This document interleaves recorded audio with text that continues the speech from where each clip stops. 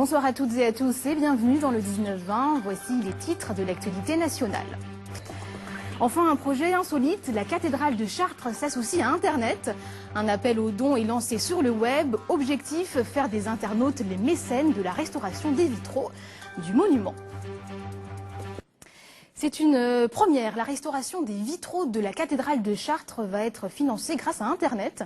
Une association vient de lancer une souscription en ligne. Il s'agit d'utiliser le mécénat des internautes pour ce monument classé au patrimoine mondial de l'humanité et ainsi donner une seconde jeunesse à deux vitraux de la nef. Pascal Franco et Didier Lepape.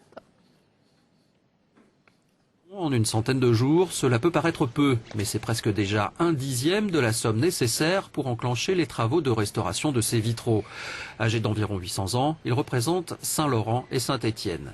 À terme, l'association laïque Chartres Sanctuaire du Monde souhaite récolter 100 000 des 200 000 euros nécessaires à la restauration complète de ces vitraux. La moitié étant prise en charge par l'État. Et pour la première fois, les internautes sont mis à contribution. Lorsqu'on a découvert cette plateforme de mécénat participatif, on s'est dit que ça serait une très bonne idée de faire appel à eux et essayer de diversifier en fait notre sensibilisation et de faire appel à de nouvelles générations et des générations qui sont beaucoup plus à l'aise avec les nouvelles technologies et les dons en ligne par exemple. Solliciter la générosité des internautes, c'est assurer la relève d'un mécénat classique vieillissant. Des particuliers et des entreprises qui ont déjà donné plus de 2 millions d'euros en 20 ans, ce qui a permis la restauration d'une vingtaine de verrières et de la chapelle axiale ornée du fameux vitrail des apôtres.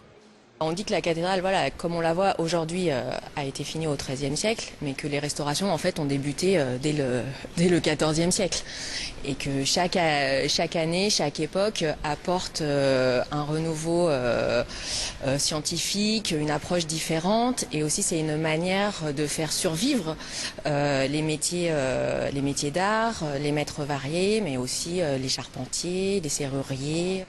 La souscription en ligne court jusqu'à la fin de l'année. Les dons donnent droit à des déductions fiscales.